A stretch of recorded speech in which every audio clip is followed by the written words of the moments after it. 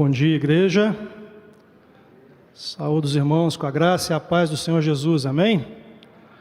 Saudação especial também a todos os papais presentes aqui nesta manhã e aqueles que nos acompanham e estão conosco de forma digital pelo IPN Online no YouTube.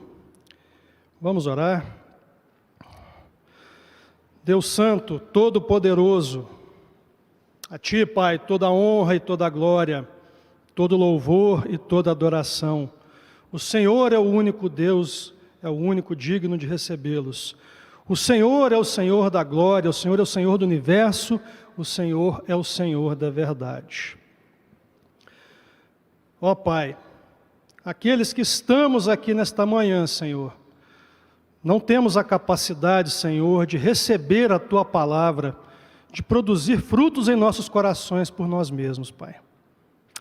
Que o Teu Espírito Santo se faça presente em nosso meio, habitando em nossos corações, transformando, produzindo arrependimento, produzindo verdade, produzindo amor. É a nossa oração, Pai. Em nome do Senhor Jesus. Amém. Queridos, nós estamos pelas manhãs de domingo com a série do Sermão do Monte. E caminhando no Sermão do Monte, hoje nós estamos nos versos 33 a 37. E aqui na minha Bíblia, se a sua for igual, vai estar assim, dos juramentos. Diz assim a palavra do Senhor, Mateus capítulo 5, versos 33 a 37. Também ouvistes que foi dito aos antigos: não jurarás falsos, mas cumprirás rigorosamente para com o Senhor os teus juramentos. Eu, porém, vos digo, de modo algum jureis, nem pelo céu, por ser o trono de Deus, nem pela terra, por ser o estrado de seus pés, nem por Jerusalém, por ser a cidade do grande rei. Nem jures pela tua cabeça, porque não podes tornar um cabelo branco ou preto. Seja, porém, a tua palavra, sim, sim, não, não. O que disto passar vem do maligno. Até aqui, a palavra do Senhor. Nessa série do Sermão do Monte, nós iniciamos, já vários meses atrás, com as bem-aventuranças, que é, por assim dizer, uma expressão do ser de Cristo, e Ele nos comanda a produzir essa expressão em nós. Ele então colocou os discípulos como sendo sal da terra, luz do mundo, e Ele então começa agora a falar da lei, e Ele diz: não penseis que vim revogar a lei, eu vim para cumprir, e até que tudo passe, nenhum tio dessa lei passará. E logo em seguida ele começa a nos contar 6 antíteses. O que é antítese? Vocês ouviram isso, eu porém vos digo. Ouvistes que foi dito, eu porém vos digo. Essa hoje é a 4ª antítese, a antítese a respeito de juramentos. E aqui me permitam falar umas palavrinhas a respeito de juramento. Por quê? Porque a partir deste texto, nós percebemos que muita compreensão errada foi gerada em muitas igrejas e muitos crentes por aí. Existe, por exemplo, uma denominação americana chamada Quakers, que se denominam cristãos, e eles, por exemplo, não juram nos tribunais. Lembra do jura dizer a verdade, somente a verdade, nada mais que a verdade? Eles não juram, baseado nesse texto. Baseado no fato que Cristo aqui diz: de modo algum jureis. Quando eu era criança na minha cidade, muitas vezes eu ouvi de gente, de várias igrejas: olha, não jure porque jurar é pecado. Alguém já deve ter ouvido isso por aí, né? E eis que aqui o texto fala de juramentos. eu diria que este é um dos textos talvez mais mal compreendidos das Escrituras. Nós vamos tentar lançar alguma luz sobre isso hoje. Em primeiro lugar, deixe-me dizer para vocês a respeito de juramentos. E aí vamos fazer uma contagenzinha de palavras, de vez em quando eu faço isso, né? Veja, palavras associadas a juramento, juramento, juramentos, jura, jurou, jurem, juramos e todas as afins, aparecem no texto bíblico 262 vezes. 220 no Antigo Testamento, 42 vezes no Novo Testamento. Aparecem várias vezes lá na lei, no Pentateuco, a chamada Lei de Moisés. Das 220 vezes que juramento, em alguma das suas formas, aparece no Antigo Testamento, 97 vezes foi Deus quem jurou. E na grande maioria das vezes em que Deus jurou, Ele jurava pela aliança que Ele havia feito com seu povo. Geralmente, na maior parte das vezes, alguém dizia, ou o próprio Senhor dizia, a terra que o Senhor vos deu em juramento, a promessa da terra que o Senhor vos deu em juramento. As outras 123 vezes no Antigo Testamento foi um homem quem jurou, ou o Senhor dizia alguma coisa da lei para que o homem, quando fosse jurar, jurasse corretamente. Então, geralmente, quando você vai em Levítico, ou em Deuteronômio, ou outro livro do Pentateuco, você vai ler alguma coisa no seguinte sentido: não jurem por falsos deuses, ou jurem apenas pelo Senhor, e jamais jurem qualquer coisa que seja falsa. O que é o juramento na sua essência? O juramento é um selo de qualidade daquilo que você diz. Você jura diante de Deus que você está dizendo a verdade, ou que você está prometendo fazer alguma coisa e você realmente vai se empenhar por fazer. Essa é a lógica do juramento. Você jura pelo Senhor, jamais por outros deuses, jamais por qualquer outra coisa. E quando você jura, aquilo tem que ser um selo autenticador da verdade que você está dizendo, ou da verdade de alguma coisa que você vai fazer. Essa era a ordem de Deus. E aí nós vemos agora, no Novo Testamento, 42 vezes. Das 42 vezes, 13 vezes o juramento está associado a Deus, e nas outras 29 vezes está associado ao homem. Tem uma cena muito famosa do texto bíblico que associa uma questão de juramento, que são as 3 negações de Pedro antes do galo cantar. Se você der uma passeada na sua Bíblia, lá aqui no Evangelho de Mateus mesmo, quando Jesus está perante o Sinédrio, Pedro então consegue entrar e consegue assistir o julgamento de Jesus. As pessoas identificam Pedro: você andava com aquele homem. Não, eu não andava. Segunda vez, você andava com aquele homem. E aí Mateus parece que ele é especialmente enfático nesse ponto. Pedro então começa a praguejar e, com juramento, negou que conhecesse Jesus. E mais uma vez, na terceira negação, Pedro jura que nunca viu aquele homem na vida. Mandou muito mal o Pedro nessa, né? Seria estranho se Jesus estivesse dizendo: de modo algum jureis para toda e qualquer situação em nossas vidas. Até porque, se nós dermos uma outra passeada no texto bíblico, lá em Hebreus capítulo 6, eu tinha marcado aqui para não errar, está aqui, ó. Hebreus capítulo 6. Veja Hebreus capítulo 6, o que diz aqui a partir do verso 16. E o autor de Hebreus certamente conhecia os ensinamentos de Jesus. Pois os homens juram pelo que lhes é superior. E o juramento, servindo de garantia para eles, é o fim de toda contenda.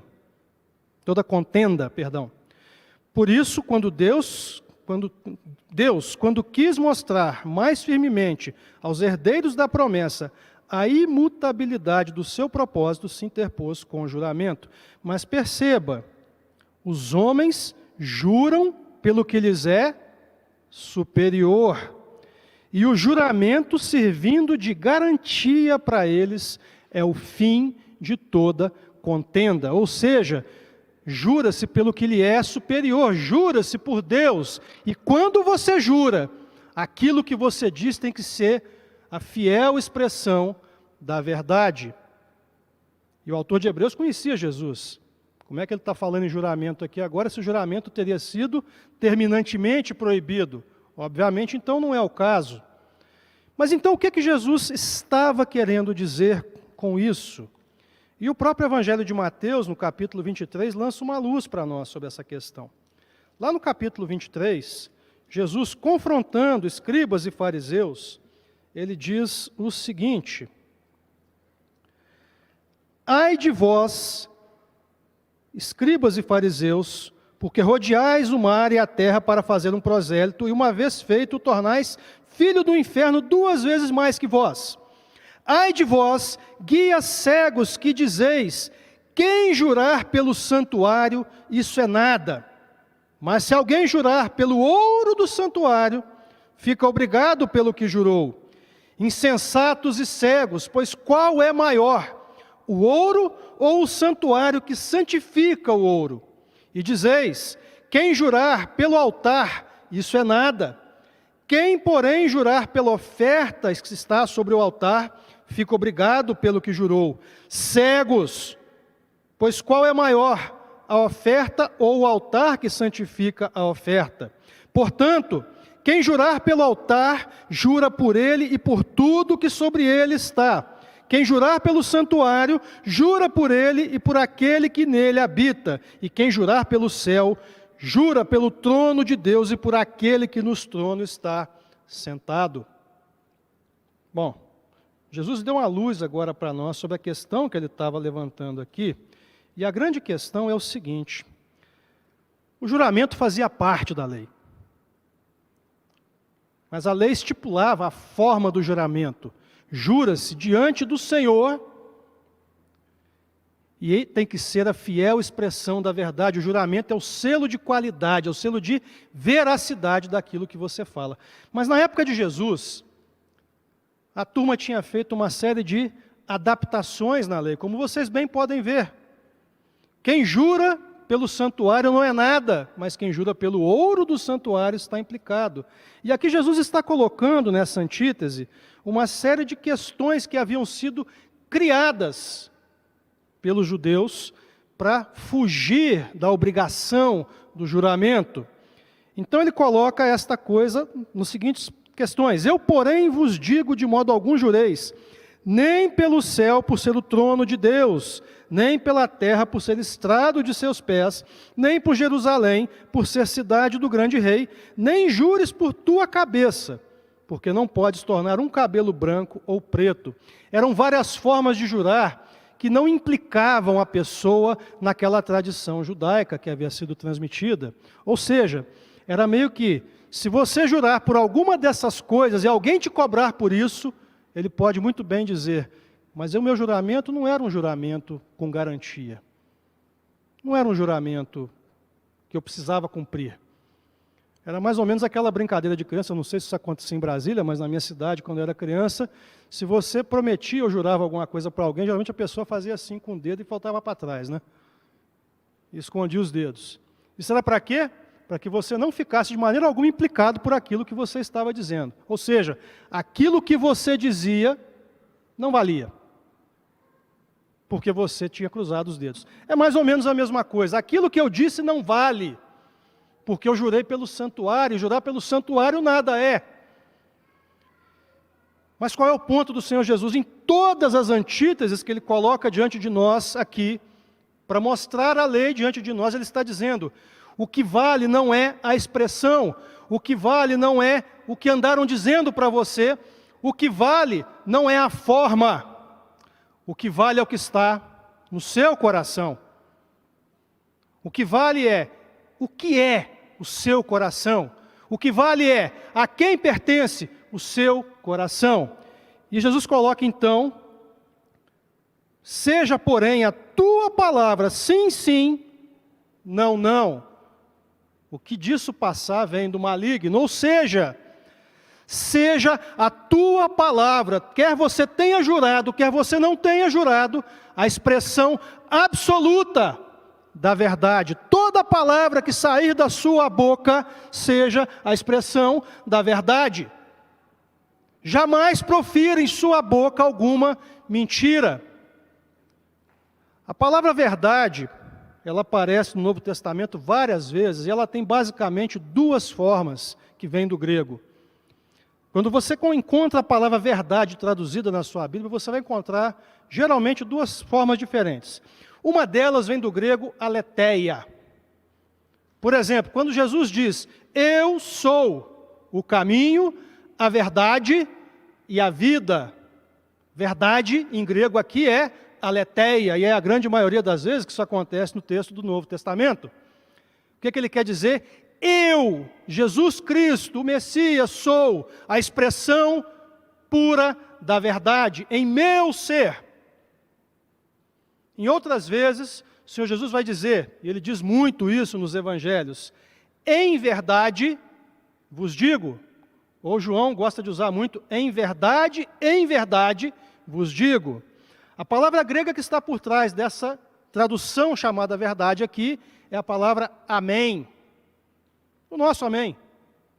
Então, quando Jesus diz: em verdade vos digo, amém. E o que significa isso? Pode confiar que o que eu estou dizendo é verdade. Então, o Senhor Jesus está nos comandando aqui: em nossos corações haja somente a verdade, e que nossas bocas profiram somente a verdade. Por quê?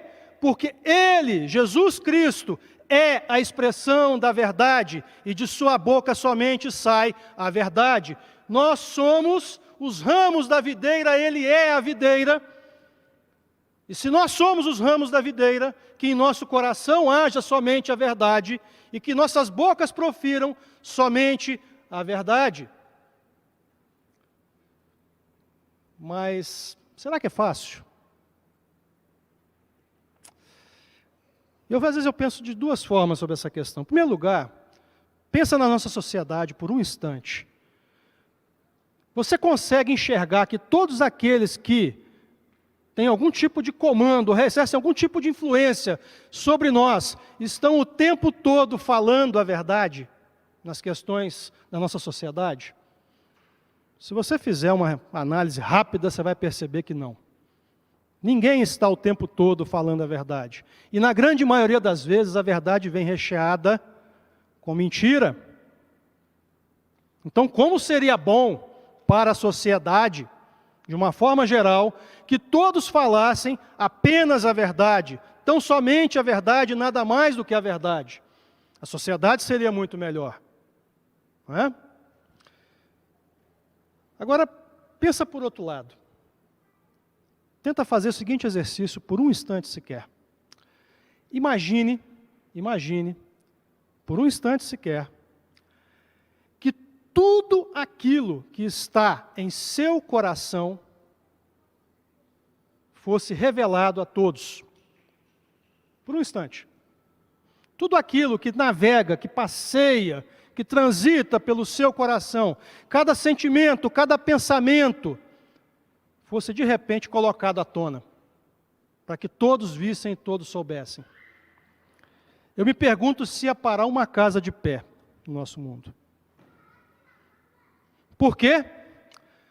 Porque o nosso coração é, na sua essência, pecaminoso, o nosso coração é permeado por pecado, nós não conseguimos produzir totalmente a verdade que está em nossos corações, e se assim o fizéssemos, não ia parar uma casa de pé no mundo inteiro.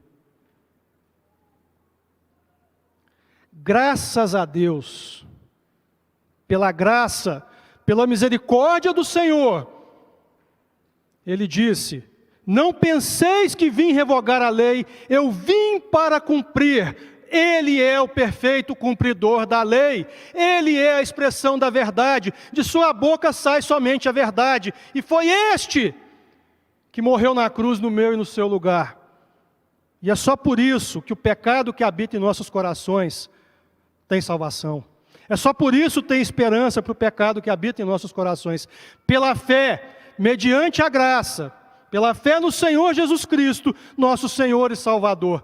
Ele nos resgatou de um coração recheado de meias verdades, de um coração recheado de mentiras. A reflexão dessa manhã é a seguinte: se Ele é a videira, e Ele é, se nós somos os ramos, e eu espero que nós sejamos os ramos, que nós saibamos que Ele espera de nós que a verdade habite em nossos corações. Mas como o pastor Marcos Alexandre bem gosta de frisar, verdade não é nada sem amor. Apenas um coração preenchido pelo amor do Senhor é capaz de produzir a verdade. É capaz de produzir a expressão da verdade quando olham para você, e é capaz de proferir apenas a verdade. Porque se não for o amor, a verdade que vai sair daqui vai ser uma coisa horrorosa e ninguém vai querer ver. Que nós façamos essa reflexão nesta manhã. A verdade verdadeiramente habita no seu coração.